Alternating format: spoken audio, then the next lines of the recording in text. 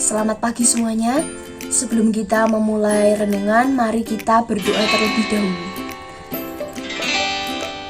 Tuhan Yesus Kristus, terima kasih untuk berkat-Mu pada hari ini. Dan sebentar lagi Tuhan, kami akan memulai aktivitas kami pada hari ini. Kiranya Engkau yang menuntun dan menyertai. Terima kasih Tuhan Yesus, dalam nama Tuhan Yesus kami berdoa. Haleluya, amin.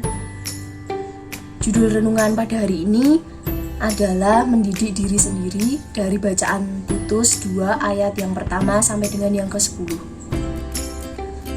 Kewajiban orang tua, pemuda, dan juga hamba.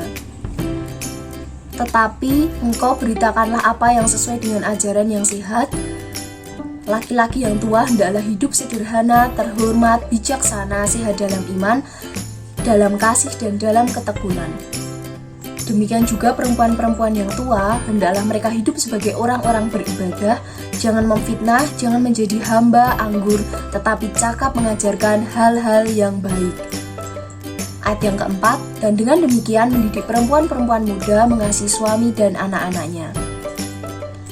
Ayat yang kelima, hidup bijaksana dan suci, rajin mengatur rumah tangganya, baik hati dan taat kepada suaminya, agar firman Allah jangan dihujat orang. Demikian juga orang-orang muda, nasihatilah mereka supaya mereka menguasai diri dalam segala hal, dan jadikanlah dirimu sendiri suatu teladan dalam berbuat baik.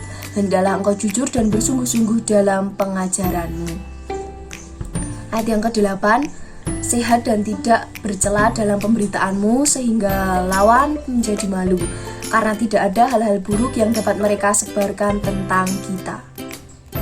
Ayat yang ke-9, hamba-hamba hendaklah taat kepada tuannya dalam segala hal dan berkenan kepada mereka.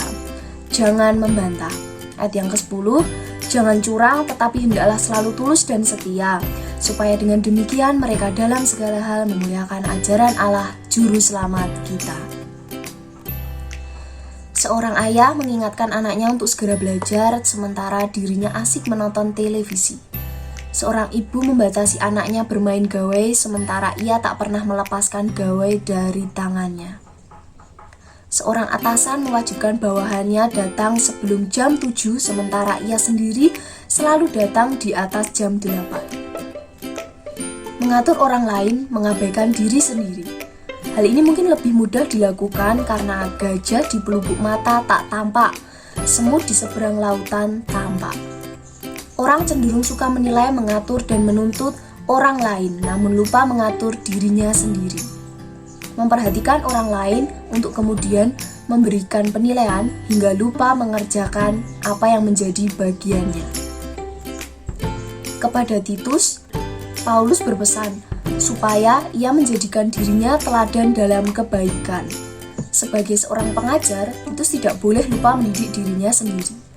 Ia harus dapat memperlihatkan gambaran hidup tentang kebajikan dan kemurahan hati melalui hidupnya, sebagaimana yang ia harapkan terjadi pada jemaat. Melalui kemurnian dan kehormatan Titus, juga melalui kesederhanaan dan hidupnya yang baik, tentu jemaat akan lebih mudah dimenangkan dan menerapkan hal yang sama dalam kehidupan mereka. Setiap orang percaya adalah saksi-saksi Kristus, sehingga hidupnya pun harus menjadi teladan. Kita memiliki tanggung jawab yang sama untuk menyatakan kemuliaan Allah, menjadi saleh, kudus, bijaksana, dan berbudi. Ketika hidup orang percaya mengikuti pola ajaran yang sehat, penyesat tidak dapat menemukan aib yang dapat menjerumuskan jemaat. Kesaksian kita akan kasih, kebenaran, dan keselamatan Kristus akan dipercaya jika kita hidup di dalamnya. Mari kita berdoa. Tuhan Yesus Kristus, terima kasih untuk firman-Mu pada hari ini, dan terima kasih karena firman-Mu telah mengingatkan kami agar kami tidak hanya berbicara, tapi kami juga harus mampu melakukan apa yang kami bicarakan, tidak hanya omong kosong saja Tuhan. Kiranya kami dapat menerapkan firman-Mu ini di keluarga dan lingkungan kami sehari-hari. Terima kasih Tuhan Yesus, dalam nama Yesus kami berdoa, haleluya, amin.